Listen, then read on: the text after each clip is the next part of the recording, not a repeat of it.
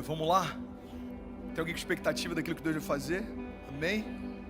Sei que a gente está orando muito hoje, mas eu queria orar mais uma vez com você, amém? Vamos orar, gente? Pai, obrigado por essa palavra, que não seja eu, mas seja o Senhor falando através de mim, que mesmo sendo um jovem pastor, Pai, cheio de anseios pregando, que seja a Tua voz cheia de convicção invadindo o nosso coração. Pai, reveste cada palavra que sai da minha boca, Pai, com o peso da Tua glória, Pai, com autoridade, graça.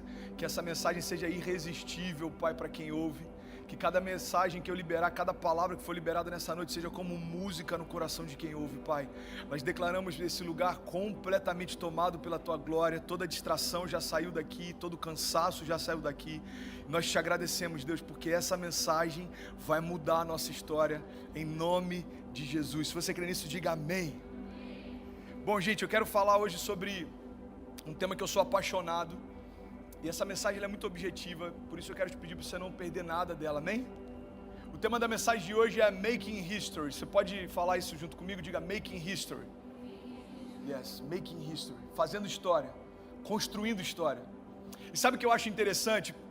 Durante muito tempo, a igreja entendeu que descansar em Deus tinha muito mais a ver com um papel passivo, de esperar que Deus faça todas as coisas, do que na verdade descansar em Deus fosse você ter confiança de que Deus vai te levar a lugares que você não conseguiria ir, mas você vai dar os primeiros passos para chegar lá. Durante muito tempo a igreja entendeu que construir a sua própria história significava assumir o controle e tomar as rédeas que Deus tinha anteriormente. Você está comigo? Amém? Vamos construir junto essa linha de raciocínio. Durante muito tempo a igreja abriu mão de influenciar a cultura. A igreja abriu mão de influenciar a economia, política, artes, porque a gente se fechou quase que num gueto religioso. Entenda isso, eu não estou criticando o que a gente fez no passado, porque tudo que a gente vive hoje, na verdade a gente se move pelas bases que a igreja construiu quando a gente nem existia. Então se existe uma igreja hoje sendo reformada, é porque alguém construiu para que algo pudesse ser reformado depois, amém? Toda reforma só existe porque antes houve uma construção. Então não dá para a gente ser estúpido e achar que a nossa geração vai construir algo novo se a gente começar a nossa história descartando o velho. Entenda isso em nome de Jesus. Não é porque é tradicional que é ruim. Vamos abrir esse parênteses aqui. Não é porque algo que a igreja fazia algum tempo atrás é descartável. A única coisa que a gente precisa tomar cuidado é a gente se adequar para que a nossa linguagem faça com que a nossa mensagem sempre conecte no coração de quem precisa ouvi-la. Amém? Então eu acho que é muito mais uma questão de adaptação de linguagem, de atualização do modo operante de Deus na terra, como Deus quer fluir para esse tempo, qual é a graça que Deus tem liberado para esse tempo, quais são os lugares que Deus quer invadir nesse tempo, de que forma Deus quer me usar nesse tempo. É muito mais que a gente entender o modo operante do que qualquer outra coisa. A grande questão é que por mais que isso pareça óbvio, é justamente aí que muita gente está negligenciando o chamado que Deus tem para si. Porque o óbvio, irmão, por ser óbvio, muitas vezes é deixado de lado. Mas se tudo que é óbvio fosse cumprido, não existiria ninguém fraco na fé. Porque é óbvio que o jejum santifica o nosso espírito e abate a nossa carne, mas nem sempre a gente está jejuando. É óbvio que é impossível desejar céus abertos com a nossa Bíblia fechada, mas nem sempre a gente está lendo. É óbvio que a atmosfera de um culto depende muito mais de quem está nele do que qualquer outra coisa, mas nem sempre a gente vem queimando. A gente muitas vezes senta e espera alguém queimar por nós. É óbvio que uma das maiores crises da nossa geração é acreditar que está queimando por Deus, quando na verdade só está sentindo o calor de quem está perto. Entenda isso, tudo isso é óbvio, mas nem por isso a gente está levando em consideração. Faz sentido para alguém? É óbvio, irmão, que Jesus pode mudar histórias, mas se é tão óbvio assim, por que tem momentos que a gente está em crise e a gente não consegue descansar na certeza de que Deus já cuidou de todas as coisas? É óbvio que Isaías 53 nos garante que pelas pisaduras de Jesus nós já fomos sarados, mas se é óbvio, por que uma enfermidade muitas vezes rouba de nós a nossa alegria? É óbvio que Filipenses 4,19 diz que o nosso Deus suprirá todas as nossas necessidades segundo as nossas riquezas em glória, segundo as suas riquezas em glória. Mas também é óbvio que antes de Filipenses 4,19 a palavra de Deus diz que Paulo está falando isso para a igreja que manteve o ministério através das suas ofertas. Ou seja, a gente se agarra à promessa, mas nem sempre a gente entende o princípio. Paulo está dizendo, já que vocês proveram em tudo, quando a igreja precisou, agora eu libero essa palavra sobre vocês. O meu Deus também vai prover todas as suas necessidades. É óbvio que toda promessa só se cumpre quando a gente cumpre o princípio, mas nem sempre a gente conhece os princípios, mas normalmente a gente conhece as promessas. Existem caixinhas de promessas, mas eu nunca vi caixinhas de princípios. Cara, Deus quer falar aqui essa noite, eu vou deixar ele fluir, mano. Talvez se a gente comprasse caixinhas de princípios, prosperaríamos muito mais, romperíamos muito mais, queimaríamos muito mais do que se a gente estivesse em busca de caixinhas de promessa. Pastor, mas eu não tenho uma caixinha de promessa lá em casa. Tá bom, não estou falando do objeto físico, eu estou falando de um tipo de fé que só quer ouvir falar do que Deus pode fazer, mas muitas vezes negligencia o que eu preciso fazer para que Deus faça. Pastor, você está falando de autojustificação? Não, irmão. Autojustificação significa você tentar fazer o que só Deus poderia fazer. Eu estou falando de comprometimento. Significa você fazer o que Deus te chamou para fazer e confiar que o demais Ele fará. Eu estou falando de posicionamento. Você entender que quem dá os passos em direção a Jesus é você, mas quem está lá de braços abertos para te receber é Ele.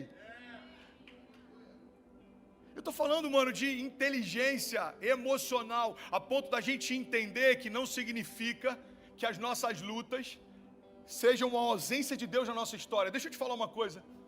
Às vezes a gente olha para Deus e a gente quer quantificar a bondade de Deus de acordo com aquilo que a gente está vivendo naquele momento.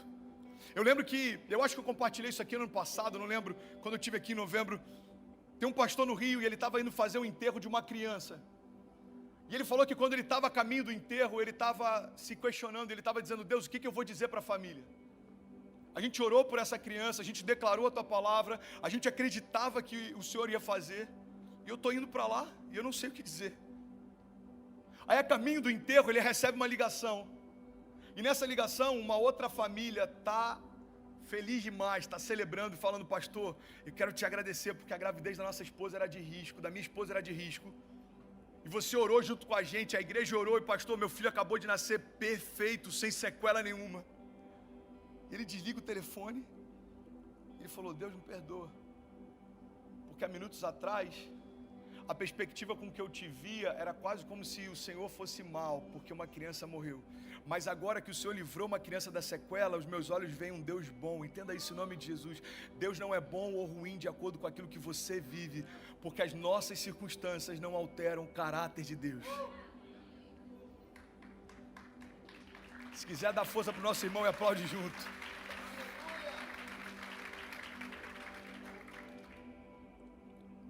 Mas irmão, vamos ser sinceros, isso é óbvio. Isso a gente já sabe. E por que a gente tropeça então?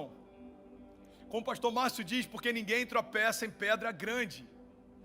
As pedras grandes a gente consegue enxergar, agora as pequenas elas passam despercebido. E são justamente elas que têm derrubado muita gente. Pastor, mas isso é óbvio, eu sei, irmão, santidade é óbvio, mas nem sempre a gente está em busca dela, identidade é a chave para abrir o teu propósito, isso é óbvio, mas nem sempre a gente sabe a identidade que tem. Promessas, pastor, são declarações que Deus fez, que para mim ainda não aconteceram, para Ele já são reais. Eu sei, irmão, isso é óbvio, mas muitas vezes a gente está muito mais apegado a palavras contrárias que liberam contra nós do que a promessas que Deus já liberou sobre nós. E fechando esse parênteses do que é óbvio, o que eu quero falar com você é que durante muito tempo a igreja entendeu que construir a história significava assumir o papel de Deus, mas não tem nada a ver com isso. Porque existe um princípio no Evangelho, e esse princípio é: Deus está no comando, mas você está no controle. Deus está no comando de todas as coisas, irmão. Deus instituiu todas as coisas, Deus estabeleceu todas as coisas, Deus criou todas as coisas, mas Ele deu para a criação governo sobre ela. Sabe qual é um dos momentos em que a gente mais vê Deus se irando contra a criação? É quando a criação abre mão do seu papel de governo. Você está comigo? Amém? É quando a criação abre mão do seu papel de governo. Você quer um exemplo? A Bíblia diz que quando Jesus lança a palavra e Pedro vem diante dessa palavra caminhando sobre as águas, Pedro começa a olhar para as tempestades e ele afunda. Você já ouviu várias vezes essa mensagem? E aí Jesus, a primeira coisa que ele faz, ele pega Pedro pela mão, mas logo depois exorta ele, dizendo: por que você duvidou, homem de pequena fé? Entenda isso em nome de Jesus. Pedro viveu o que ninguém tinha vivido, Lorena. Só que quando ele estava exercendo aquilo que ele foi chamado para ser, ele hesitou. E Jesus se incomodou com isso. Era quase como se Jesus falasse: Pedro, agora que você assumiu de novo o teu papel de governo sobre a criação, por que você recuou, homem de pequena fé? Irmão, entenda isso em nome de Jesus. Quando Deus estabeleceu no Éden autoridade para a criação sobre todas as coisas, é quase como se Deus falasse lá no Éden, antes da primeira tempestade surgir: ei, eu estou te dando autoridade para governar as tempestades quando elas vierem também. Eu estou te dando autoridade para governar tudo aquilo que está ao teu redor, enquanto você entender quem é. Entenda isso em nome de Jesus. Irmão, a Bíblia não diz que a vida vai ser fácil, mas pode ser leve. Pode ser leve quando a gente se desprender daquilo que é circunstancial e a gente mergulhar naquilo que é atemporal. Entenda isso em nome de Jesus. Eu gosto muito de falar sobre futuro, sobre o passado e presente, porque eu acho que é uma das maiores dificuldades da nossa geração compreender. Uma geração que se move por propósitos temporais, entender um desígnio que foi formado por um Deus atemporal. Deve ser loucura para Deus olhar para a nossa crise, que a gente está passando por causa de um mês ruim no trabalho, e Ele falar: pelo amor de Deus, eu estou desde a eternidade passada dizendo que eu te amo, eu estou desde a eternidade futura declarando que eu estarei com você todos os dias, e um mês em que você está mal, você está preocupado se eu vou fazer. Não faz sentido para Deus, irmão. Você sabe por quê? Porque Deus não tem um calendário, Ele não se move por isso. Deus já estabeleceu palavras, e o que Ele está chamando para nós é o seguinte: ei, se levanta e começa a fazer história, irmão. Faz sentido para alguém? Se levanta e começa a fazer história. Pastor, que tipo de história? Avivamento? Ginásios, estádios, multidões? Não, cara, isso é reflexo. Começa a fazer a tua história com Deus. É lindo ver um movimento como Descende. Eu tive aqui em Orlando e talvez esteja no Brasil, se Deus quiser. É lindo ver 60 mil ingressos vendidos. Agora, o que queima no meu coração é a mesma euforia que a gente tem para participar de um evento como esse, consumir a gente para vir num culto como esse. Porque, como eu já falei inúmeras vezes, cara, isso foi uma chave que Deus compartilhou comigo e mudou a minha caminhada de fé. Toda revolução coletiva é fruto de uma revolução individual. E muitas vezes a gente quer sonhar no macro, na verdade a gente só está tentando maquiar a ausência dos nossos sonhos no micro. Cara, isso é muito forte. Desculpa se não faz sentido para alguns, mas eu preciso liberar isso. Às vezes a gente está sonhando com macro, porque é muito mais fácil a gente falar de sonhos genéricos para a multidão, é muito mais fácil a gente falar de propósitos genéricos para uma geração, do que a gente parar e ser intencional para mergulhar nos propósitos que Deus tem para a gente. É muito mais fácil eu chegar para vocês agora e falar: ei, Deus quer avivar a nossa geração. Uau, isso é maravilhoso. Agora entenda isso: Deus quer avivar você, irmão. Deus quer tocar você. Deus quer tirar toda a ferida que está dentro de você e transformar numa cicatriz que aponta para um milagre. Ei, Deus quer renovar a tua alegria. Deus quer avivar você. Deus quer incendiar o teu coração, retirar toda a frieza, toda a preocupação, toda a angústia, toda a ansiedade. A palavra de Deus diz que o verdadeiro amor lança fora todo medo. Uma geração só pode representar Jesus quando tiver sido tocada por Ele. O Tiago estava aqui, pregou há 3 semanas atrás, ele falou uma coisa que eu achei aquilo poderoso demais, cara. A história da mulher do fluxo de sangue, olha para mim, em nome de Jesus, não se distraia. A história da mulher do fluxo de sangue, eu achei aquilo poderoso. Foi uma das coisas que eu pensei assim: mano, por que eu não pensei nisso antes? E ele disse: você já se atentou para o fato daquela mulher em momento algum ter tocado em Jesus?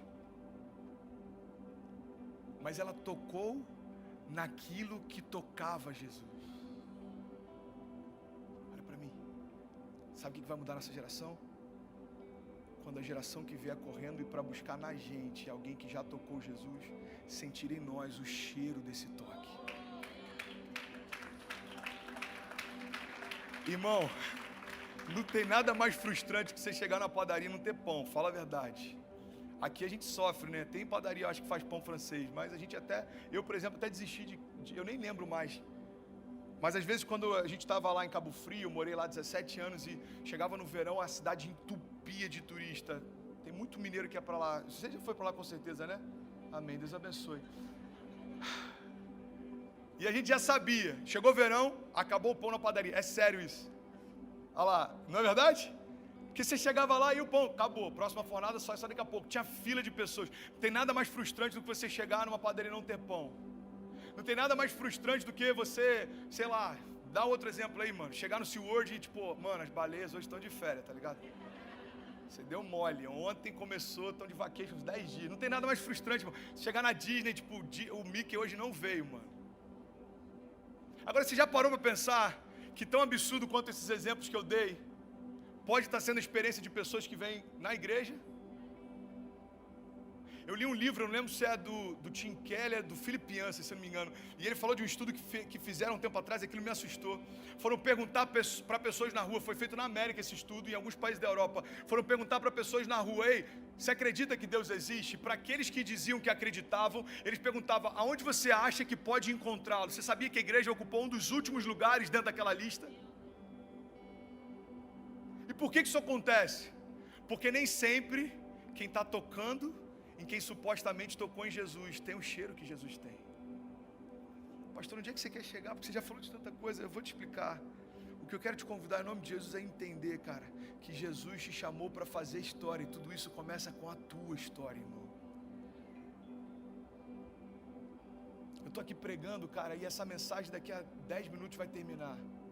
Mas se uma chave virar no teu coração e você sair daqui com mais fome de Deus do que você tinha antes, eu já estou satisfeito. Você sabe por quê, irmão?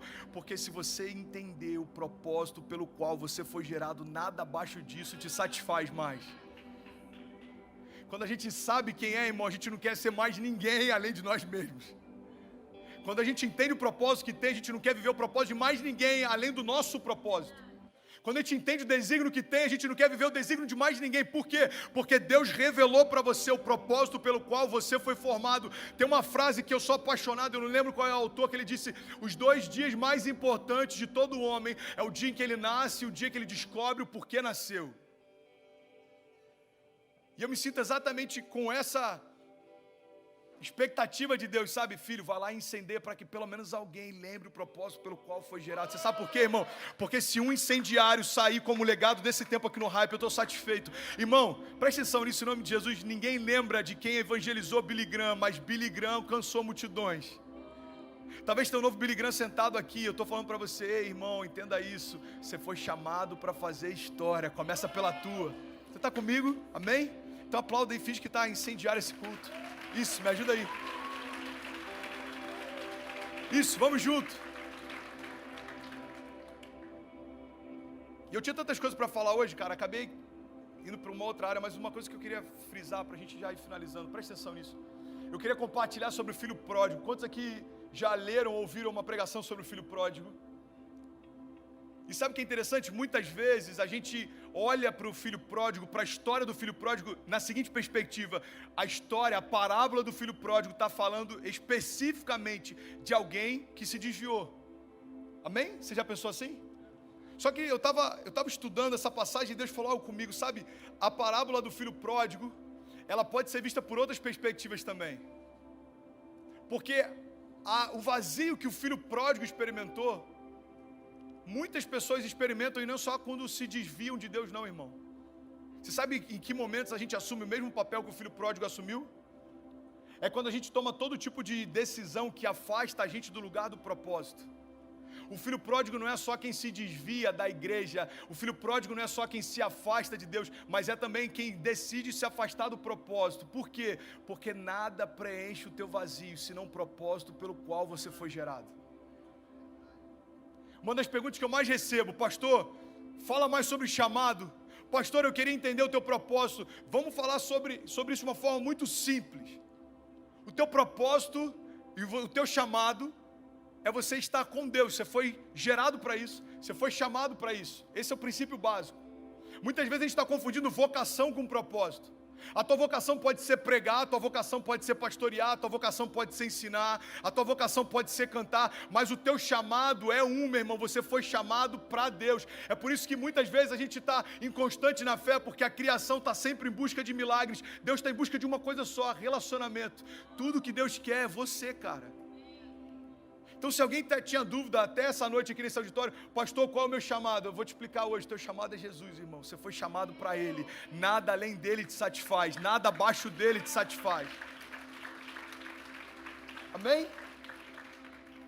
Tim Keller falou algo que eu achei maravilhoso. Ele disse: sabe, o pecado não é simplesmente fazer coisas ruins, mas colocar coisas boas no lugar de Deus. pecado não é só aquilo que a gente, por muito tempo, entendeu que era pecado, não, irmão. O pecado é tudo aquilo que a gente coloca no lugar de Deus. Tudo aquilo que a gente tenta preencher a nossa alegria, que não é Deus. E é por isso que a gente está tão ansioso. O motivo pelo qual estamos tão ansiosos é porque esperamos em qualquer coisa abaixo de Deus e da sua vontade para nós. O motivo pelo qual a gente está tão abatido ou cansado é porque a gente está colocando coisas para ocupar o lugar de Deus em todas as áreas da nossa vida. Mas eu vim aqui nessa noite falar para você em nome de Jesus: existe um Deus que te chamou para fazer história, irmão. E aqueles que tocam em Jesus vão poder tocar em pessoas, e isso vai mudar essa geração. Eu creio nisso em nome de Jesus. Sabe, é muito bom a gente estar em momentos que parece que está todo mundo crendo da mesma fé, mas tem momentos que eu me sinto quase como um remanescente, velho. A gente estava em Miami ontem, em Wynwood. E é difícil, irmão. A gente está começando uma igreja no coração de Miami, um dos bairros mais boêmios que tem. E a pergunta de alguns: pastor, por que lá? E a minha pergunta é: por que não lá? A gente estava lá, a gente acabou de sair, estava uma doideira na rua, mano. Semana passada estava tendo uma parada LGBT do lado. E a igreja tem que estar lá, irmão. Alguém comentou comigo: pastor, por que vocês não vão pregar onde há pobreza? A minha pergunta é: por que você não prega? Porque também tem que ter gente pregando onde tem riqueza. Também tem que ter gente pregando onde tem entretenimento. Porque o evangelho não é uma resposta ao pobre, o evangelho é uma resposta a toda a criação. O evangelho não é só onde o PIB é baixo, irmão, não tem a ver com o IDH, ei, pelo amor de Deus. O evangelho não tem a ver com o nível de desenvolvimento social de um povo. Porque as nações mais ricas já se tornaram as mais ausentes de Deus também. Todo período em que a igreja se perdeu é quando a igreja prosperou em tudo, mas se esqueceu de Deus. Momentos em que a igreja prosperava pelas promessas que Deus estabelecia por conta dos seus pais. E aí você vai lendo a história de Israel e presta atenção nisso, era cíclico. Deus fazia algo e aí aquele povo prosperava e aí eles esqueciam do Deus dos seus pais. E o que acontecia? Se perdiam e eram levados cativos. E aí no momento do cativeiro alguém lembrava: ei, peraí. Os nossos pais falavam a respeito de um Deus vivo que abriu o mar vermelho. Os nossos pais falavam a respeito de um Deus vivo que movia montanhas. Então Ele pode fazer mais uma vez. E aí Deus movia o coração do povo, estabelecia um tempo de prosperidade. E aí lá na frente se esqueciam de novo. Entenda isso em nome de Jesus. As nações mais prósperas são as mais carentes de Deus, irmão. É por isso que eu estou feliz em estar aqui na América. Você sabe por quê? Porque num país em que aparentemente não falta nada, certamente falta Deus. E a banda pode subir que eu vou finalizar. Presta atenção nisso em nome de Jesus. Pastor, o que você sonha para a América? Cara, vamos ser sinceros. Todo mundo que está aqui veio por conta do American Dream. Você está comigo? Pode ter uma outra exceção, mas a maior parte de quem está aqui veio por causa do sonho americano. Sabe o que eu percebi pastoreando aqui há 6 meses? Que na terra dos sonhos, muita gente parou de sonhar. Talvez eu estou falando com você, olha para mim em nome de Jesus, eu estou finalizando, cara. Não se distrai, você não deixou de estar num outlet para estar aqui à toa, irmão. E eu estou falando sério. Isso é muito forte, cara. Deus falou comigo: filho, na terra dos sonhos, muita gente parou de sonhar. Você sabe por quê? Porque não tem a ver com a terra que você está. Tem a ver com quem você é e o que você carrega. Irmão, eu já vivi coisas com Deus na Bolívia, eu já vivi coisas com Deus na Bahia, eu já vivi coisas com Deus em Los Angeles, eu já vivi coisas com Deus em Las Vegas, eu já vivi coisas com Deus em Tijuana. Então assim, eu já tive lugares pobres e ricos, eu já tive momentos bons e ruins, eu já tive em leitos de hospitais, eu já tive no palco de grandes conferências. E eu sei de uma coisa, cara, em todos os lugares, a única coisa que me trazia sentido é saber quem me estabelecia lá. Eu já contei pra vocês da história do sabonete, mas eu vou contar de novo, mano. Eu acabo de sair de uma internação, tem 3 meses que eu saio da internação, e aí eu vou pra Los Angeles, me convidam pra uma conferência. Quando eu chego lá, primeiro dia lá, eu vou abrir a necessaire e tem um sabonete. E aquilo me quebrou por dentro, cara, porque não era um sabonete qualquer. Era o sabonete com o logo da clínica que eu estava internado 3 meses antes. Aí eu olhei para aquele sabonete, veio um filme na minha cabeça. Kezinha sempre reclama que eu falo demais do período do hospital, mas cara, isso aqui eu sou. Quando vierem novos desertos, lá na frente eu falo deles. É verdade. E aí eu olhei para aquele sabonete e Deus falou bem nítido no meu coração: não esquece quem você é, porque a tua identidade te livrou do leito do hospital e também te levou para as nações. Não esquece quem você é. Presta atenção nisso, cara. Aplauda ele em nome de Jesus. Eu tô aqui para te convocar para um tempo, mano, em que a gente vai fazer história e tudo isso tem a ver com uma coisa: quem você é. Porque tudo que você vai ver depende de quem você é. Entenda isso em nome de Jesus. Você já andou com alguém que, sei lá, você vai na concessionária, esse cara já comprou vários carros lá. Aí você chega lá, o gerente fala: mano, pega o carro que você quiser, velho. Já teve essa experiência ou não? Não, né? A gente vai chegar lá. Esses dias eu fui na concessionária de um irmão aqui da igreja, aí o carro tinha que ir para a oficina. Eu falei: você tem como deixar um carro comigo? Pastor, pega o carro que você quiser aqui do pátio. Presta atenção nisso em nome de Jesus. Você acha que isso está disponível para qualquer cliente? Não. Por que ele fez isso comigo? Porque ele tem carinho por quem eu sou. Amém? Ok. No reino é a mesma coisa. Tudo está disponível, mas só os filhos maduros têm acesso. Então tem coisas que a gente está esperneando, dizendo: Deus, por que eu não estou vivendo? E Deus está falando: porque você esqueceu quem você é. Assuma a tua identidade de filho. Tudo é possível ao que crê, irmão. Isso não é uma ideia, isso é uma verdade. Tudo é possível ao que crê. Tem coisas que você está vivendo hoje, talvez você nem lembra, mas já foram motivos do teu choro no teu quarto há anos atrás. E olha só, a gente nem lembra mais.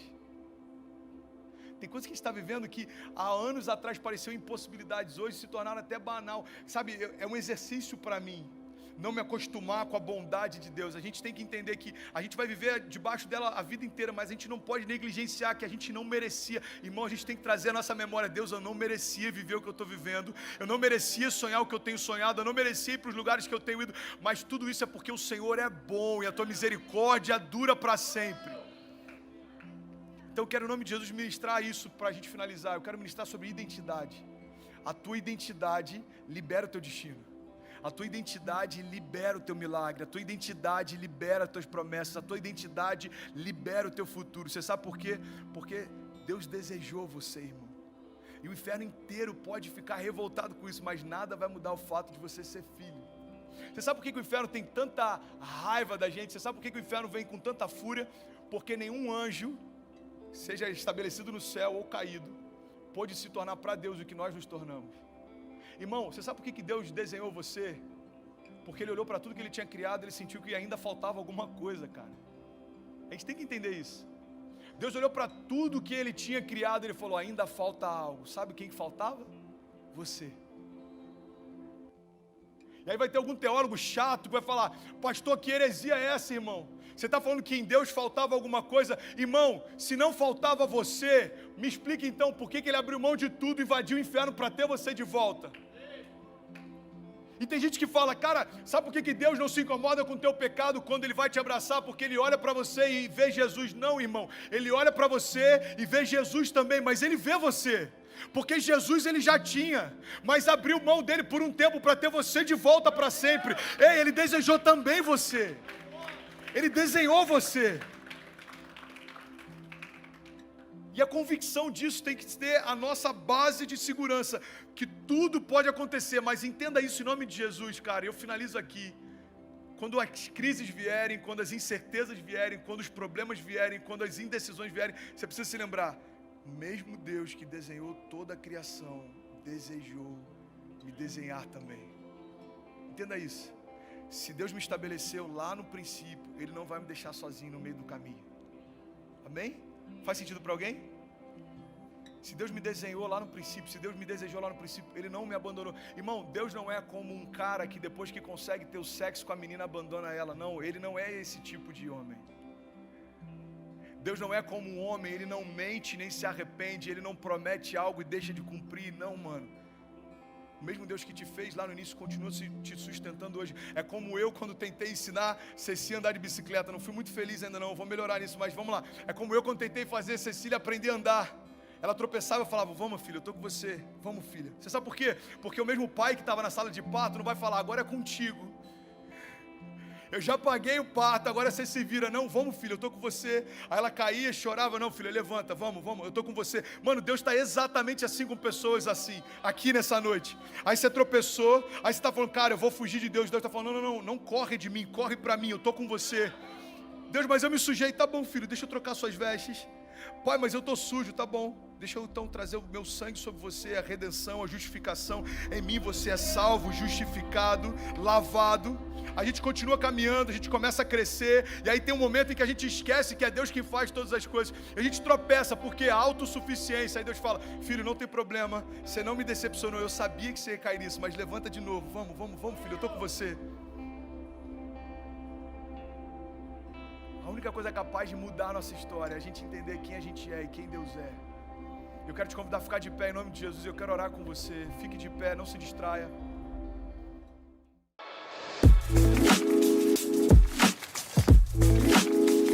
Eu quero compartilhar algumas chaves sobre fé que mudaram a história da nossa igreja durante a plantação. Eu queria falar um pouco sobre a nossa igreja, para você que talvez não conheça. A gente começou há 2 anos atrás dentro de um coworking. Eu morava em Orlando, a gente pegava uma van, tinha $60 de budget, porque a gente começou sem $1. E eu falo isso abertamente porque o pastor André sempre falava, Fernandes, você precisa explicar para a igreja que não tem um budget de expansão. A sede não manda $20 mil para você abrir uma igreja, $100 mil, não. A gente começa pela fé, se mantém pela fé e a gente vai ficar assim até Jesus voltar, amém?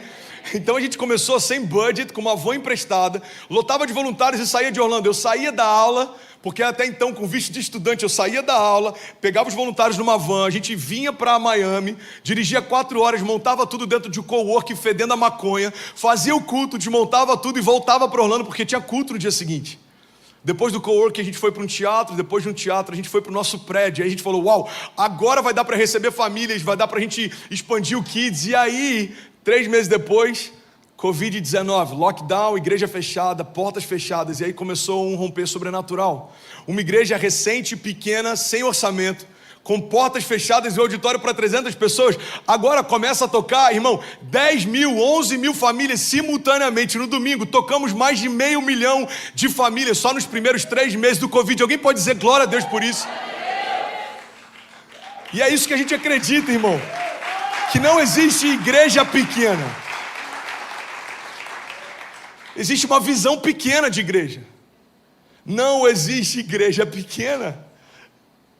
A gente ficou sabendo que a gente estava no top 5 da igreja do YouTube americano, entre as igrejas americanas, porque um grupo de americanos veio conhecer que igreja é essa, que eles nunca ouviam falar, tal de Lagoinha, ou Lagoonha, eu não sei. Pastor, please. Lagoinha. Lagoinha. Come on, pastor. So good. É estranho ver um americano falando Lagoinha. Por isso que a gente usa tanto o termo LMC, Lagoinha Miami Church.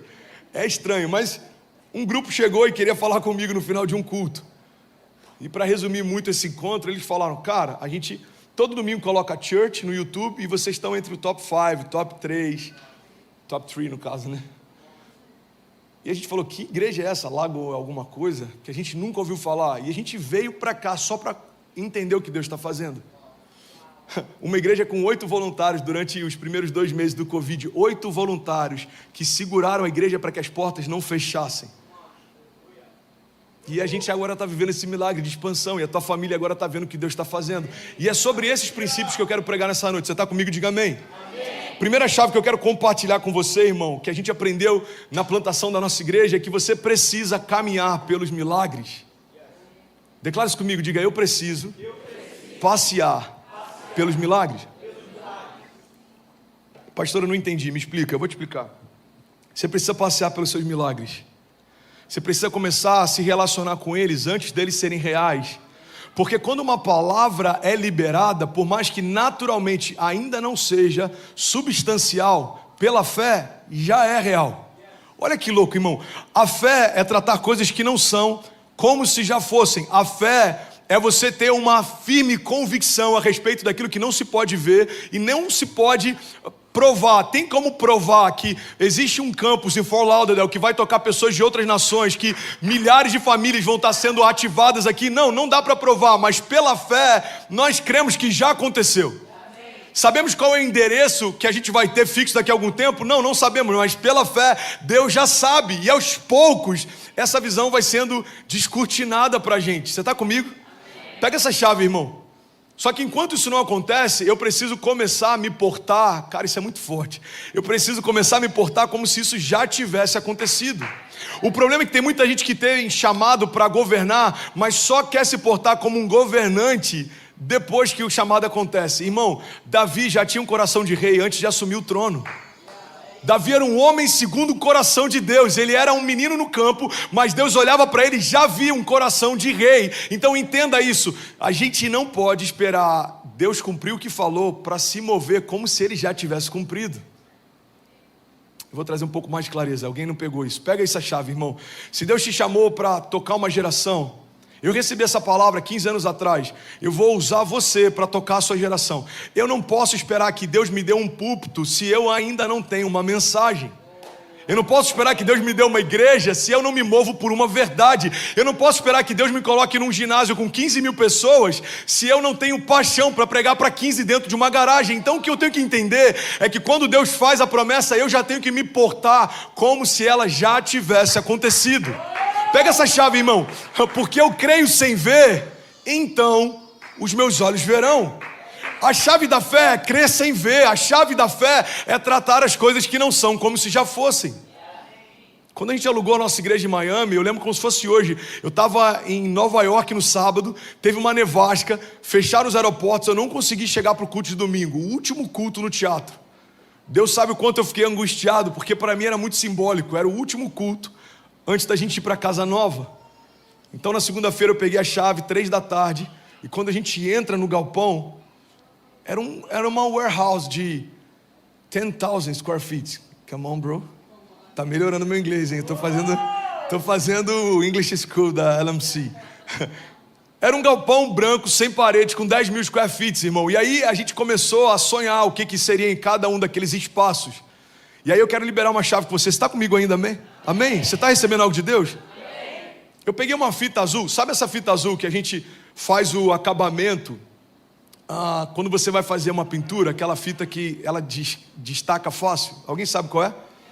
Eu peguei aquela fita azul e a gente começou a fazer a marcação dos espaços. Então se você chegasse lá no primeiro dia, eu podia levar você para conhecer qualquer espaço da igreja. Isso é muito forte. Mesmo sem ele existir. As pessoas que foram visitar no início, eu lembro que a gente falava, cara, ó, aqui é o green room, aqui a gente vai trazer os novos começos, aqui a gente vai fazer as reuniões, ó, aqui é o palco. A gente só está em dúvida se ele é pequeno ou não, a gente está vendo se vai fazer maior. Ó, aqui é a parte do kids, aqui é o lounge. Para quem via pelos olhos naturais, era um monte de fita azul. Para a gente, já era a nossa igreja. Por quê? Porque eu preciso passear pelos meus milagres.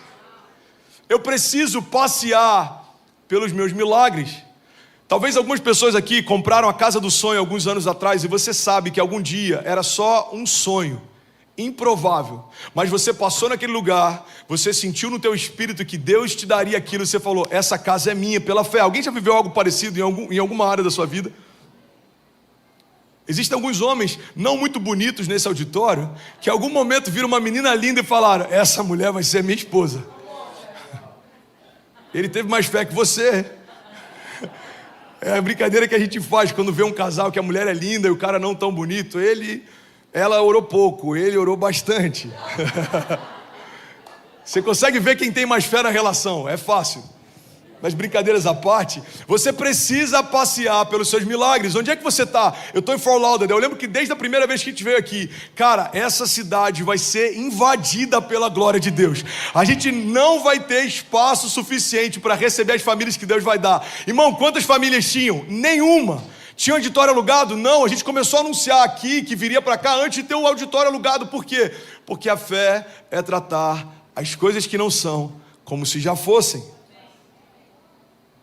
A fé significa trazer à existência o que não existe. A fé é uma dinâmica de antecipação. Pega essa chave, irmão, deixa eu liberar uma chave para você. Quem se antecipa, governa. Você pode repetir isso comigo? Diga, quem se antecipa, governa. Cara, eu queria poder ter mais tempo para pregar. Eu tenho 10 minutos, mas deixa eu abrir um parênteses aqui. Olha para mim. No mercado financeiro, existe um movimento que é quando está todo mundo comprando porque ouviu que está todo mundo comprando. Esse movimento é quando começa uma curva, por exemplo, Bitcoin, criptomoeda, ou a bolha de 2018, antes dela acontecer, todo mundo começou a comprar casa e começou a se espalhar a notícia de que essa era a melhor coisa para fazer. O problema é que as pessoas que compram no final da curva, elas só estão ecoando algo que começou talvez anos antes. Então, quando essas pessoas começam a investir, é quando os investidores mais maduros que se anteciparam antes daquele cenário ser real, começam a sair do mercado. E aí quando tem um crack, quando aquilo quebra, esses caras têm capital suficiente para comprar por 1/5 do valor quem comprou muito caro, quando estava no ápice daquele crescimento de mercado. Isso acontece desde que o mundo é mundo e desde que a economia começou. O maior crack que a gente teve notícias até então era da Bolsa de 29. Existem relatos de que homens se jogavam dos prédios todos os dias, porque em 29 teve algo que mudou a história dos Estados Unidos. Em 2018 algo parecido aconteceu. Onde é que você quer chegar, pastor? Eu quero chegar num princípio que vários investidores já entenderam, mas a igreja ainda não entendeu.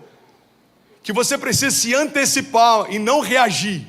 O problema é que a gente não se antecipa antes de estações de crise, a gente quer reagir quando está no meio dela. A gente não se antecipa antes de alguns problemas, a gente quer reagir depois que eles chegam. A gente não se antecipa para ocupar, a gente quer reagir depois que o inferno já ocupou. Irmão, pega isso. A gente está assustado com essa loucura que está acontecendo sobre ideologia de gênero, sobre essa questão invadindo as escolas. Só que isso não começou hoje, isso começou há 30 anos atrás. A igreja estava discutindo se guitarra e bateria era do inferno ou não. E o mundo estava ocupando as cadeiras nos ministérios da cultura, da educação. O mundo estava construindo uma agenda. E a gente estava discutindo costumes. E aí a gente se assusta quando chega num ponto como esse. Irmão, olha para mim, o que a gente viu no comercial do Burger King ou qualquer coisa do tipo, é só o início da reação. Mas isso já nasceu há muito tempo atrás. Qual que é o problema? O problema é que a gente como igreja só quer reagir. A gente quer reagir e começar a se preocupar em como envolver os nossos filhos com a igreja depois que eles não têm mais prazer de ir para a igreja. A gente quer reagir, envolver o nosso filho com propósito depois que o YouTube já dominou a mente dele. A gente precisa se antecipar. Não espere que o teu filho entre em crise para você trazê-lo para a igreja. Apresenta Jesus para ele antes da crise chegar. E aí, tudo bem? Você acabou agora de assistir um vídeo. Se você ainda não está inscrito, já se inscreve também no nosso canal, ativa esse sininho aqui embaixo de notificação e toda vez que eu fizer uma live ou estiver transmitindo uma mensagem ao vivo, você vai ser um dos primeiros a saber. Mas eu deixei mais 2 indicações aqui que eu espero que façam muito sentido para você. Então já aproveita e clica para assistir a próxima mensagem, beleza? Seja bem-vindo ao time de incendiários e eu espero de verdade que essas mensagens mudem a sua vida como elas têm mudado a minha também. Até a próxima. Valeu. No meu coração, eu declaro que cada palavra que sai da minha boca nessa noite, ela será revestida de unção, a unção que despedaça todo jugo, e haverá manifestação da tua glória sobre esse lugar. Deus, que quando nós declararmos a tua palavra, cadeias cairão por terra, correntes cairão por terra, haverá em nome de Jesus transformação. Se algumas pessoas aqui estavam em estado de morte, nós declaramos pelo poder do sangue de Jesus que voltem à vida hoje. Se pessoas aqui estavam desanimadas, andando de qualquer forma, sem entender o chamado que tem, eu declaro em nome de Jesus, chamado sendo de volta à existência hoje. Pai, se algum de nós aqui não sonhava mais, volte a sonhar pelo poder do nome de Jesus, porque nós declaramos, Pai, que haverá manifestação através do poder da tua palavra. Se você crê, meu irmão, aleluia, agora eu digo assim, Pai, nessa noite, eu declaro que o meu coração, a minha mente e o meu espírito estão completamente abertos no poder da tua palavra. Aleluia, pode sentar, em nome de Jesus. Glória a Deus, eu estou animado para essa noite, meu irmão. Hoje é noite de salvação na casa de Deus. Hoje é noite de despertamento na casa de Deus, amém? Aleluia. Abra comigo sua Bíblia no livro de Malaquias. É o último livro do Antigo Testamento, é bem fácil você achar. É mais fácil talvez você achar Mateus, é o livro antes dele. Malaquias, capítulo 3. Aleluia.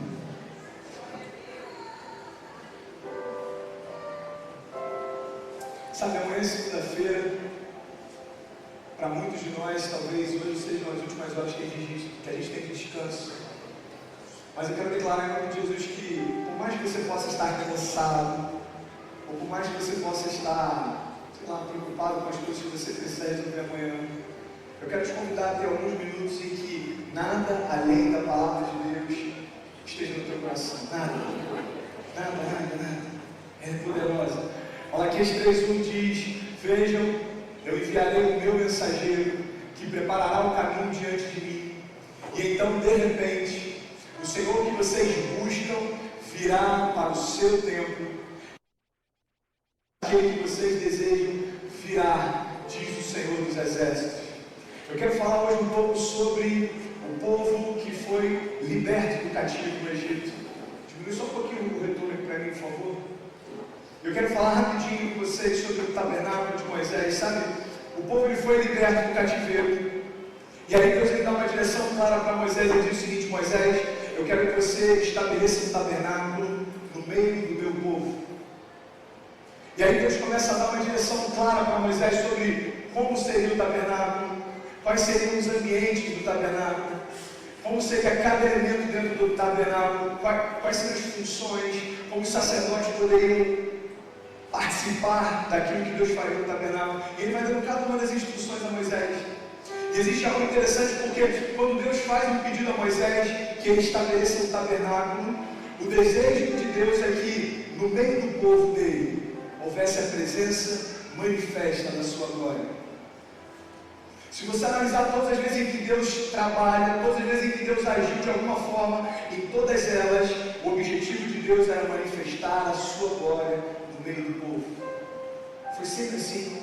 E para aquele povo não foi diferente. Em Êxodo 25, versículo 8, ele diz o seguinte: e farão um santuário para mim, e eu habitarei no meio deles. Então façam tudo como eu lhes mostrar, conforme o modelo do tabernáculo e de cada utensílio. Meu irmão, o tabernáculo, ele tinha uma divisão. E existia um véu que dava acesso à última sala, ao último ambiente. E esse ambiente era chamado Santo dos Santos. Quantos aqui já ouviram falar sobre o tabernáculo de Deus? Talvez você se pergunte, mas o que isso tem a ver? Essa mensagem fala do Antigo Testamento, da Antiga Aliança. Na verdade, tudo que foi falado na Antiga Aliança e no Antigo Testamento declarava aquilo que estava por vir através da Nova Aliança. Então, por isso é importante a gente entender algumas coisas que se revelam no Antigo Testamento, porque elas trazem sentidos a coisas que se manifestam no Novo Testamento, amém? Então, no Santo dos Santos havia apenas uma coisa, e era a Arca da Aliança. Lá na Arca da Aliança, Deus ele começou a dar a direção sobre como ele queria que fosse. Olha, eu quero que tenha esse tamanho, eu quero que tenha essa dimensão. E você vai colocar dentro dessa arca 3 elementos. Esses elementos são a vara de Arão, as tábuas da lei e o maná. E por que Deus colocou exatamente esses 3 elementos? Quando Deus institui Arão como sacerdote, como sumo sacerdote sobre aquele povo, ele pega uma vara seca, e olha só que coisa sobrenatural. Aquela vara de Arão, por mais que fosse seca e não tivesse vida, ela produzia frutos e folhas, porque aquilo era uma representação do poder de Deus. Quantos creem que Deus faz coisas sobrenaturais além do nosso entendimento? Era isso que Deus queria mostrar para o povo. Olha, na arca da minha aliança, eu quero demonstrar para vocês que há poder em Deus. Através das tábuas da lei, Deus demonstrava que há poder na palavra de Deus. As tábuas simbolizavam a palavra de Deus. E através do maná, pastor, ele demonstrava que há provisão de Deus. E o que eu quero que você entenda é que existia um propósito em Deus exigir que o tabernáculo ficasse no meio do povo, porque uma vez por ano o sacerdote ele entrava no Santo dos Santos e ele apresentava o sacrifício para que o pecado do povo pudesse ser perdoado. E se aquele sacrifício fosse aceito, Deus se manifestava. Deus se manifestava no Santo dos Santos dentro da Arca da Aliança. Eu quero compartilhar com vocês algo hoje que para mim foi impressionante, impactante. Eu sempre me perguntava por que Davi foi considerado um homem segundo o coração de Deus. E eu quero revelar para vocês hoje o segredo de Davi. Quantos aqui querem saber qual é o segredo de Davi? Quantos aqui desejam o teu coração como o coração de Deus? Aleluia. Acompanhe comigo então, Êxodo 29, 44 até o versículo 46.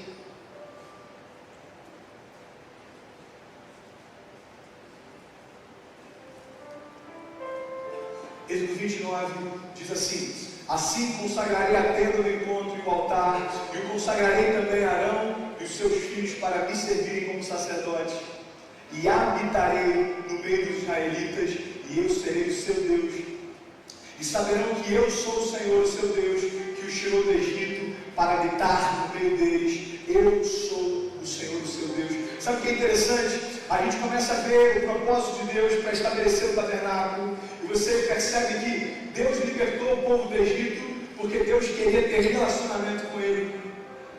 Através da cruz de Cristo nós vemos a mesma coisa se manifestando. Deus nos libertou do pecado, mas não foi apenas para que fôssemos livres, mas o desejo de Deus é que tenhamos relacionamento com ele. Em todo momento, quando Deus liberta o povo, Deus anseia para que haja relacionamento. E é interessante porque Deus queria estar perto do seu povo. Só que existia sobre aquele povo uma promessa. E a promessa é a seguinte: diga comigo assim: quando Deus está no centro, coisas sobrenaturais acontecem. A presença manifesta de Deus no meio do povo tornava aquele povo indestrutível. A presença manifesta de Deus no meio daquele povo tornava aquele povo invencível. E aí acontece algo que o nosso irmão aqui durante o louvor ministrou, que muitas vezes a gente se perde em meio a isso. É quando há promessa, ela transforma o nosso caráter. O povo ficou tão acostumado com a segurança de que Deus nos protegeria de todas as coisas. Aquele povo ficou tão acostumado com o fato de que Deus abençoaria eles em tudo, que eles começaram a descansar demais nas promessas de Deus e começaram a deixar de lado o relacionamento com Deus. Você sabe por que alguns sonhos que a gente tem, eles não se realizam? Porque se os seus sonhos te afastam de Deus, Deus nunca vai realizá-los. Meu irmão, se aquilo que você sonha e consome você te afasta de Deus, Ele nunca vai realizar, porque o maior desejo de Deus é ter você perto. E aquele povo então começa a se afastar de Deus, e aquele povo então começa a focar outros costumes, e aquele povo começa a se sentir seguro demais e ausente demais de Deus. E aí acontece algo incrível: aquele povo que havia sido liberto volta ao cativeiro. E aí você talvez me pergunte assim: o que isso tem a ver com Davi? Sabe, eu estava analisando a pesca maravilhosa do primeiro encontro que Jesus tem com Pedro. Eu fiquei impressionado. Jesus, ele acaba de ministrar, e ele chega até Pedro, e ele diz assim: Pedro, vá até o meio do rio e lance as redes. Quantos aqui conhecem essa passagem? Está lá em Mateus, está lá em Lucas 5. Diz assim: certo dia Jesus estava perto do lago de Genezaré, e uma multidão o comprimia de todos os lados para ouvir a palavra de Deus. E viu então à beira do lago 2 barcos deixados ali pelos pescadores que estavam lavando as suas redes. E entrou então num dos barcos, o que pertencia a Simão, e pediu-lhe que os afastasse um pouco da praia. Então ele sentou-se, e do barco ele ensinava o povo. E tendo acabado de falar, disse a Simão: vá para onde as águas são mais fundas, então lance as redes para a pesca. Simão então responde: mestre, nós nos esforçamos a noite inteira e não pegamos nada, mas por que és tu quem está dizendo isso? Eu vou lançar as redes. Pedro chega para ele e fala assim: mestre, a gente está a noite inteira pescando, tentando pescar alguma coisa, a gente não conseguiu nada. A gente está exausto, a gente já lançou as redes várias vezes, a gente já estava lavando as redes na verdade, mas já que o Senhor declarou essa palavra, sobre essa palavra eu lanço as minhas redes. E aí algo sobrenatural acontece. Logo em seguida diz assim: quando o fizeram, eles pegaram tal quantidade de peixes que as redes começaram a rasgar-se. E então fizeram sinais aos seus companheiros do outro barco para que viessem ajudá-los. E eles vieram e encheram ambos os barcos ao ponto de começarem a afundar.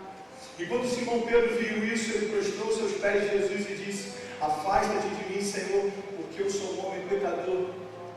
Pois ele e todos os seus companheiros estavam perplexos com a pesca que haviam feito. Até aí tudo certo, amém? Você já cansou de ouvir isso? Desde que você se converteu, talvez um dos primeiros livros que você leu foi esse. Essa história está todo mundo cansado de ouvir, mas existe algo interessante demais que vai se desdobrar no próximo versículo. É quando Jesus chega para Simão e diz: não tenha medo, porque de agora em diante você será um pescador de homens. E eles então arrastaram seus barcos para a praia, deixaram tudo e o seguiram. Preste atenção, que louco isso. Comecei a analisar, e talvez aquela pesca tenha sido a maior pesca que Pedro e os seus companheiros já tenham feito em toda a sua história. Quando Jesus dá uma ordem para que ele lance as redes, veio uma quantidade tão grande de peixe, meu irmão, que o barco deles quase afundou. E talvez muitos de nós, quando isso acontece, o que a gente faria é o seguinte: Jesus, isso é maravilhoso. Você quer ser meu sócio na indústria de pesca? Eu te dou 10%, você continua abençoando o que eu faço. Você precisa entender o poder dessa palavra, meu irmão. Muitos de nós, quando somos abençoados, ao invés de desejarmos largar tudo para correr atrás do Deus que tem a bênção, nós falamos assim: peraí, ele só declarou uma palavra e a bênção se manifestou sobre a minha casa. Ele só declarou uma palavra e a bênção se manifestou sobre os meus negócios. Então peraí, eu quero a bênção que você pode me dar. Talvez muitos de nós ouvimos tanto falar da prosperidade, das bênçãos que Deus pode nos dar. A gente tem ouvido tantas mensagens que colocam o homem no centro de tudo. E Deus vai fazer, e Deus vai te dar, e Deus vai prover. E realmente Ele vai. Só que muito maior do que as bênçãos que Ele vai te dar é a oportunidade de ter relacionamento com Ele. Você precisa entender o poder dessa palavra. Meu irmão, talvez eu e você, Lucas, sinceramente, no início da minha conversão, eu estava tão apaixonado pelas bênçãos de Deus, que se acontecesse isso comigo, eu falaria assim: Jesus, senta aqui, vamos conversar. Você quer ser meu sócio na indústria de pesca? Eu te dou 10% de tudo que a gente fizer. Você não precisa fazer nada. Eu consigo imaginar, meu irmão, tão carnal que eu era, e tão apaixonado pelas bênçãos de Deus, sem conhecer o Deus da bênção. Eu acho que eu deixaria Jesus sentado no banco e falaria assim: não vou preocupar com nada. É só na hora que eu for lançar a rede, você declara uma palavra e a gente pesca, ok? Eu só preciso da tua liberação para prosperar. Eu preciso conhecer você. Eu preciso de tempo com você. Muitos de nós, meu irmão, temos tratado o Evangelho de Cristo dessa forma. Desejamos as bênçãos de Deus, mas sequer conhecemos o Deus da bênção. E com aquele povo não foi diferente. Eu estou indo lá para o Novo Testamento para você entender que isso se estabelece em toda a história. Só que Pedro, ele fez diferente. Pedro, ele ficou tão maravilhado com aquilo que Deus fez, que ele falou: não, peraí, essa pesca, se comparada ao poder que há nele, e nada é a mesma coisa. Depois de ter tido a maior pesca da sua história, a palavra de Deus diz que Pedro coloca o barco de novo na terra, abre mão daquela pescaria, abre mão da sua indústria de pesca, abre mão de tudo que ele tinha e vai atrás do mestre. Pedro entendeu que não existia nada mais importante do que caminhar com aquele homem. Quanto poder existia nele, quanta unção existia naquele homem. Sabe, é interessante, eu vi uma analogia, que o povo caminhava debaixo do deserto, debaixo da glória de Deus, amém? E Deus se manifestava como nuvem durante o dia para que o povo não torrasse naquele sol. E Deus se manifestava como coluna de fogo à noite para que eles não morressem de frio. E aí o pregador estava fazendo uma analogia e falou assim: meu irmão, às vezes a gente está atrás da direção de Deus, a nuvem para, e passa uma semana, ela continua no mesmo lugar, passam 2 semanas, ela continua no mesmo lugar. E depois de um mês a gente fala assim: quer saber? Vamos arrumar as tendas aí, porque pelo jeito a gente não vai sair daqui. E aí passam 3 meses e você fala: olha, vamos melhorar as nossas tendas, porque a gente já está aqui há tanto tempo. E você começa a equipar as suas tendas, você começa a estruturar as suas tendas. E sabe o que acontece? Quando a nuvem começa a andar, você olha para tudo que você criou ao teu redor e você fala assim: pode ir. Já tem estrutura demais aqui para que eu deixe isso tudo para trás. Foi isso que aconteceu com aquele povo. Eles foram tão abençoados por Deus que eles passaram a não se preocupar mais com a direção de Deus. Já estava tudo certo. E eu não quero chegar para você nessa noite e pregar o Evangelho que diz que você já recebeu tudo e de fato pela cruz já está disponível. E dizer que em Cristo você pode todas as coisas, porque de fato em Cristo você pode. Mas eu quero te dizer que existe muito mais do que ser abençoado por Deus. Existe uma promessa de que você agora não é mais servo, mas agora você é filho. Existe uma notícia que pode negar mais alguém do que ele agora ser filho de Deus.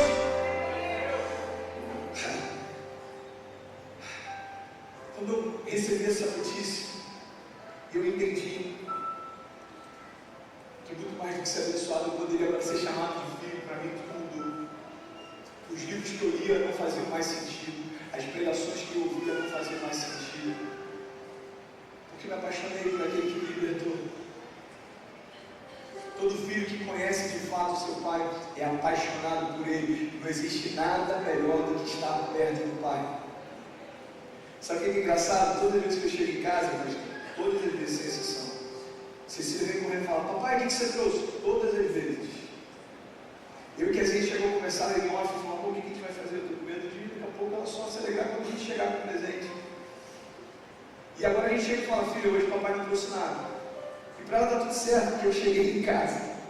Eu quero te dizer o seguinte: mesmo que algumas coisas não se realizaram ainda, existe algo que deve alegar o teu coração, que é a certeza de que Deus te ama. Deus te ama. Ele quer ter um relacionamento contigo. É tão secundário diante do amor de Deus. E eu quero compartilhar com vocês uma mensagem que coloca Jesus no centro dela, muito mais do que as bênçãos que Ele pode nos dar. Eu quero dizer que Deus é um Deus de relacionamento. Enquanto Ele estava no meio daquele povo, eles eram invencíveis e nada podia destruí-los. Mas a única coisa que podia destruir aquele povo é se eles corrompessem a sua adoração. Você sabe que a única coisa que faz com que os filhos de Deus se percam é quando a gente corrompe a nossa adoração. É quando a gente muda o foco, que a gente tira o foco de Jesus e começa a desejar outras coisas. Mas esse foi o segredo de Davi. E é isso que eu quero incendiar o teu coração nessa noite. Sabe, Davi, ele foi um homem segundo o coração de Deus. Muitas pessoas acreditam que Davi foi um homem segundo o coração de Deus, porque ele se arrependia com facilidade. Isso não é verdade. Ele se arrependia com facilidade, de fato. Mas outras pessoas na Bíblia também, isso não diferenciava Davi. Não foi isso que tornou ele um homem segundo o coração de Deus. Quando a Bíblia diz que Davi era um homem segundo o coração de Deus, ele não havia nem pecado ainda com Betseba. Então o que de fato torna Davi um homem segundo o coração de Deus? Eu acho que o grande segredo de Davi é revelado no Salmo 132, que eu quero compartilhar com você nessa noite. Abra comigo, por favor, no Salmo 132, versículo 1 ao versículo 5.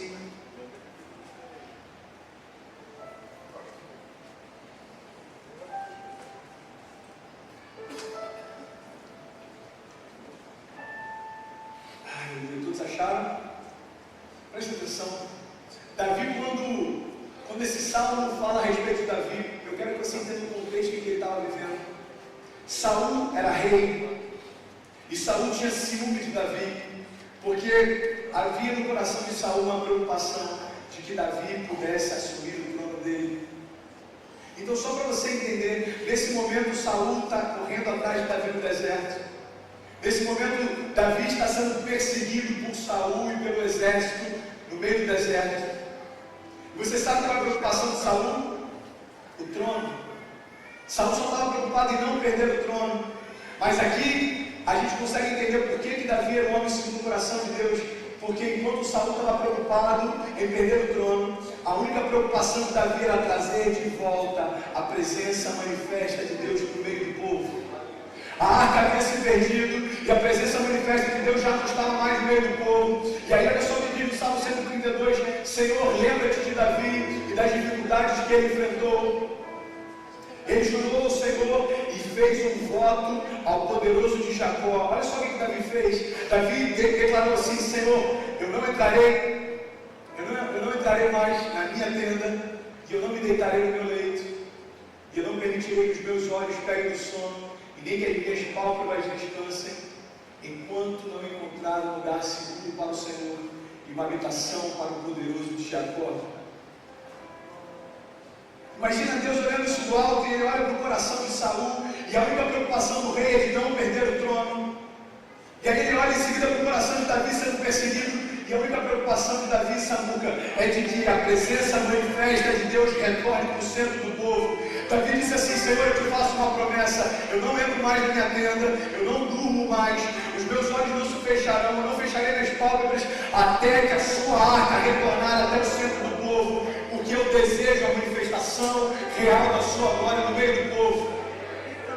E o resto da história você já sabe. Deus levanta Davi como rei, ele traz a arca de volta, e a presença manifesta de Deus retorna para onde nunca deveria ter saído.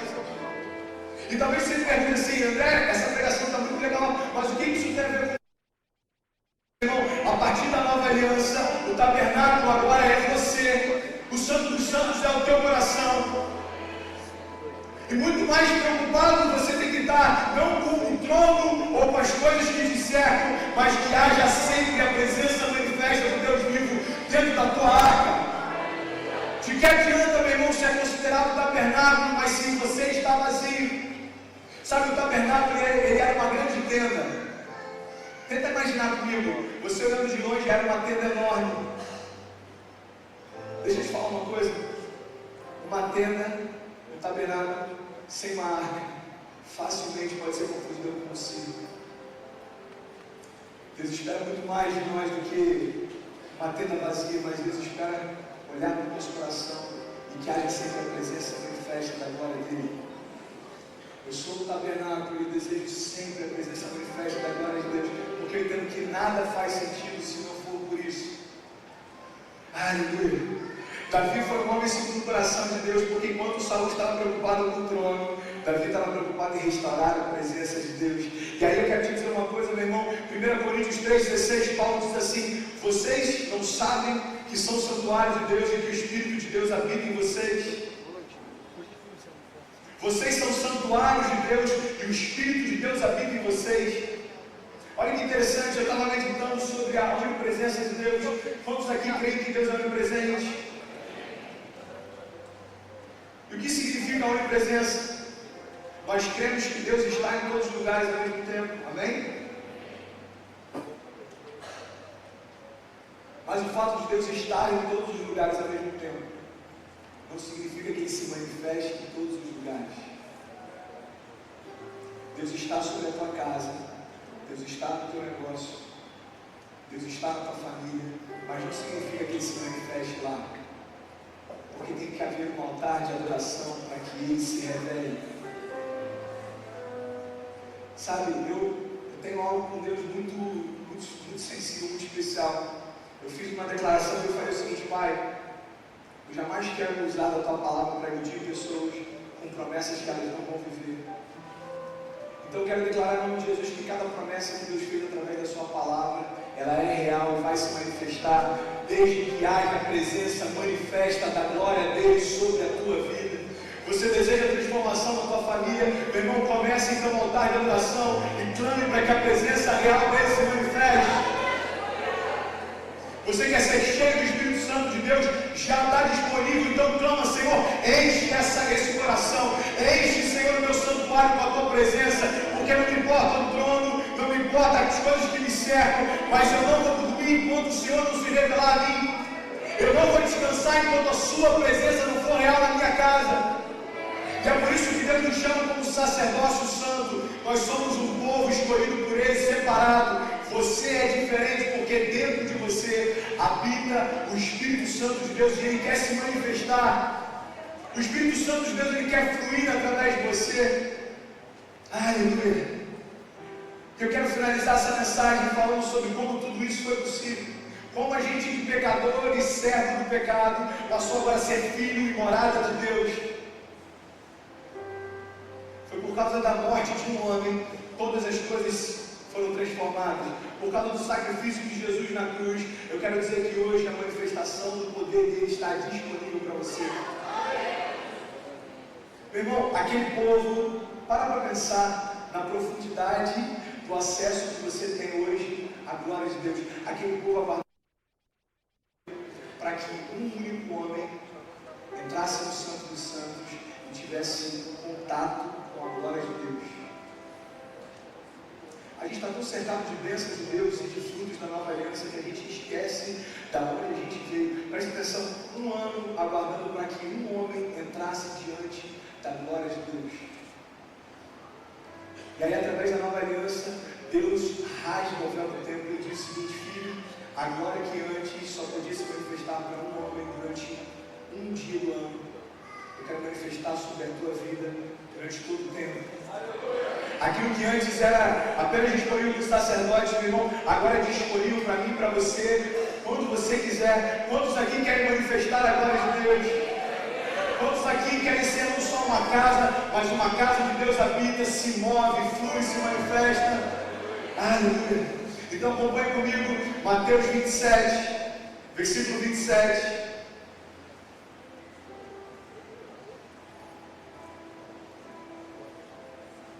Diz assim: então os soldados do governador levaram Jesus ao pretório e reuniram toda a tropa ao seu redor, e tiraram-lhe as vestes e puseram nele um manto vermelho, e fizeram uma coroa de espinhos e colocaram em sua cabeça.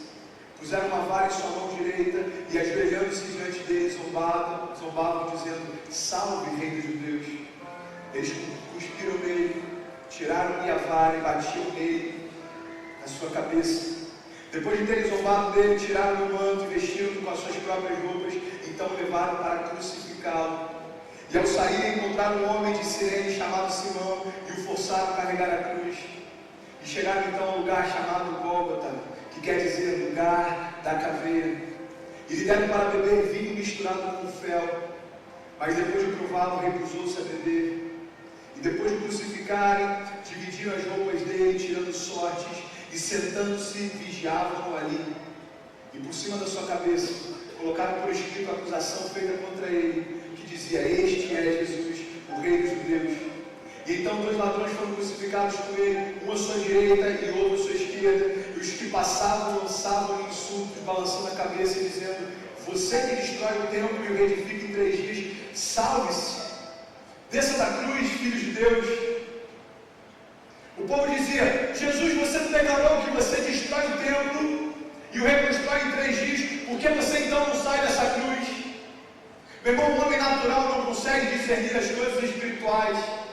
Quando Jesus declarou isso, é porque quando Jesus morreu, o templo foi destruído, mas em 3 dias ele foi reconstruído, porque ao 3º dia ele venceu a morte, o pecado, e ele ressuscitou. O tempo que Jesus se refere é ele mesmo. Eu quero dizer, nós morremos com Cristo para que com ele também sejamos ressuscitados. E se você com ele ressuscitou, agora você é um templo novo e você é cheio do Espírito Santo de Deus. Aleluia! Meu irmão, eu vim aqui nessa noite para te pedir em nome de Jesus. Eu vim aqui para gerar no teu coração uma insatisfação. Se você tem experimentado da presença de Deus, que você saia daqui hoje querendo ainda mais, porque um alto preço foi pago para que você tivesse acesso a Ele. Aleluia! Que a certeza de que as bênçãos de Deus virão sobre as nossas vidas não venham anestesiar o nosso coração. Que a certeza de que os frutos da graça não venham tirar o nosso foco. De que Jesus ainda é a melhor esperança que nós temos. Você quer uma palavra de vitória nessa noite? Eu quero declarar que a tua vitória, ela não vai chegar, ela já chegou e ela se chama Jesus. A tua vitória se chama Jesus, aquele que tirou você do reino das trevas e o transportou para o reino do Filho do seu amor. Aleluia! Aleluia! No versículo 41 a palavra diz assim: da mesma forma, os chefes dos sacerdotes, os mestres da lei e os líderes religiosos zombavam dele, dizendo: salvou os outros, mas não é capaz de salvar a si mesmo. E ao rei de Israel: desça então agora da sua cruz e nós creremos nele. E ele confiou em Deus, que Deus o salvou, e se dele tem compaixão, pois disse: sou filho de Deus. Igualmente insultavam os ladrões que haviam sido crucificados com ele. E houve trevas sobre toda a terra, do meio-dia às 3 horas da tarde, e por volta das 3 horas da tarde, Jesus bradou em alta voz: Eloi, Eloi, lama sabachthani, que significa: meu Deus, por que me abandonaste? E quando alguns do que estavam ali ouviram isso, disseram: ele está chamando Elias. Imediatamente um deles correu em busca de uma esponja e bebeu em vinagre, colocou na ponta de uma vara e deu para Jesus beber. Mas os outros disseram: deixa-nos e vejamos então se Elias vem salvá-lo. E depois de ter bradado novamente em alta voz, Jesus entregou o seu espírito. E naquele momento o véu do santuário se rasgou em duas partes, de alto a baixo, a terra tremeu e as rochas se partiram. Eu finalizo essa mensagem dizendo que naquele momento em que o véu do templo se rasgou, no reino do Espírito, Deus disse o seguinte: inferno, pecado e morte, não há nada mais que me separe da minha criação. Porque aquilo que antes era separado pelo véu, e aquilo que antes era limitado ao Santo dos Santos, agora pela morte do meu filho nessa cruz, eu disponibilizo para todo aquele que nele crê. Por isso eu venho essa noite declarar que todo aquele que crê que Jesus Cristo é o Senhor será salvo. Não há mais separação entre eu e ele, não há mais separação entre a sua casa e a glória dele. E se você deseja a glória de Deus, você não precisa aceitá-la. Aleluia! Você só precisa aceitá-lo, meu irmão. Há 9 anos atrás eu entendi essa verdade. Eu abri o meu coração e eu aceitei aquilo que para mim já estava disponível desde o ventre da minha mãe. Sabe, de tudo que eu falei nessa noite, se uma palavra pudesse marcar no teu coração, é que por mais que Deus esteja em todos os lugares, Ele não se manifesta em todos os lugares. Se você deseja a manifestação dele, é só você pedir, porque já está disponível. Já está disponível. Jesus disse naquela cruz: está consumado. E se você se alegra com essa verdade, em nome de Jesus, eu quero te convidar a ficar de pé, porque você não é mais um santuário vazio, mas você agora é um templo cheio da glória de Deus. Aleluia. Aleluia. Onde você estiver, meu irmão, eu quero te convidar em nome de Jesus a adorar e dar o teu melhor em adoração nessa noite.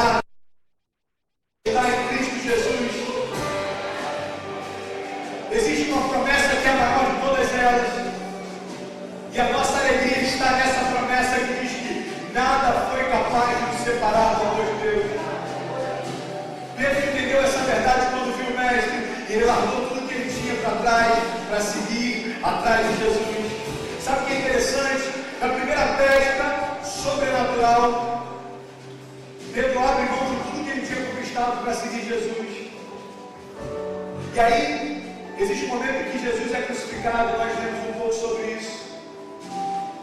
A Bíblia diz que Enquanto Pedro negava Jesus, antes que ele negasse Jesus pela terceira vez, a Bíblia relata que o olhar de Pedro e o olhar de Jesus se encontraram. Preste atenção nisso, meu irmão. Imagina para Jesus que caminhou com Pedro, era próximo de Pedro, amava demais a Pedro. Enquanto Pedro está dizendo assim: eu não conheço esse homem, maldito é aquele que andava com ele, eu não faço parte daqueles que andavam com Jesus. Enquanto ele está negando Jesus, Jesus olha nos olhos dele e percebe o que ele estava fazendo. Jesus é crucificado, ao terceiro dia ele ressuscita. E aí ele pede para que chamem a Pedro. Que amor é esse, meu irmão? Jesus chega diante de Pedro e diz assim: Pedro, tu me amas? Sim, Senhor, tu sabes que eu te amo. Pedro, tu me amas? Sim, eu te amo. E aí Jesus pela terceira vez pergunta: Pedro, tu me amas, Pedro? Sim, Senhor, tu sabes que eu te amo. Então, Pedro, apacenta as minhas ovelhas. E logo após isso, na primeira pregação de Pedro, aquele que abriu mão da pescaria, mais de 3.000 pessoas se convertem. Porque Pedro abriu mão daquilo que não tinha importância, mas a bênção de Deus veio sobre ele, para aquilo que realmente importa. Eu vim nessa noite para te dizer, meu irmão, a maior alegria do Evangelho de Cristo é o que eu quero declarar para você nessa noite. Se você desejar e apenas declarar que Ele é Senhor sobre a tua vida, você agora passa a ser como Pedro, você agora passa a ser como Jesus, cheio da graça de Deus e cheio da glória de Deus sobre a tua vida. Então, onde você estiver nessa igreja, eu vou contar até 3. E se você deseja Jesus, você só precisa levantar a sua mão. Se você entendeu a verdade dessa mensagem, só levanta a sua mão onde você estiver e eu quero orar por você. Sabe, eu não estou te convidando para mudar de religião. A gente sempre fala isso aqui na igreja. Religião não muda a vida de ninguém. Jesus não caberia numa religião. Eu não estou te chamando aqui para mudar de igreja, não é nada disso. É muito além disso. Eu quero saber o seguinte: se você quer hoje sair da morte e ir em direção à vida, se você quer hoje ser cheio de Deus, aonde você estiver, levante a sua mão. 1, 2, 3. Levante a sua mão onde você estiver. Glória a Deus, com a família ali atrás. Aleluia. Existe mais alguém que quer glorificar Jesus essa noite? Levante a sua mão onde você estiver, eu quero orar com você.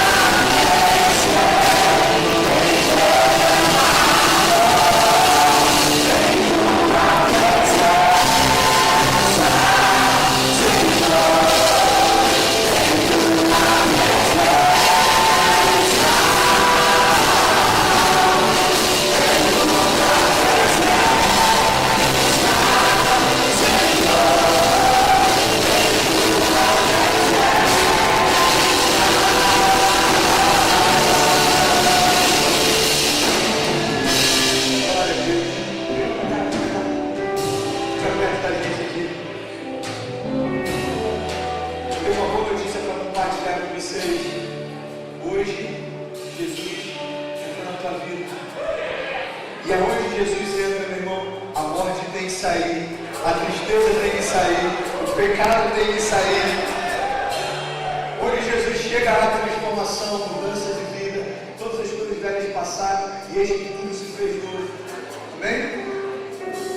É muito mais do que vir à frente, mas é reconhecer que só Jesus tem poder sobre a tua vida a partir de hoje. Glória a Deus. Glória a Deus. Bom, quer dizer que a palavra de Deus diz que nesse momento há uma festa no céu. Não há nada que traga mais sentido ao fato de sermos igreja do que compartilhar com vocês. Não tem nada que dá mais alegria para a gente do que esse momento de volta para perto do Pai. Ele vai mudar de jeito, você vai ver que vocês estão acontecendo. Amém? Vocês estão preparados? Galera, está aqui para vocês estão preparados?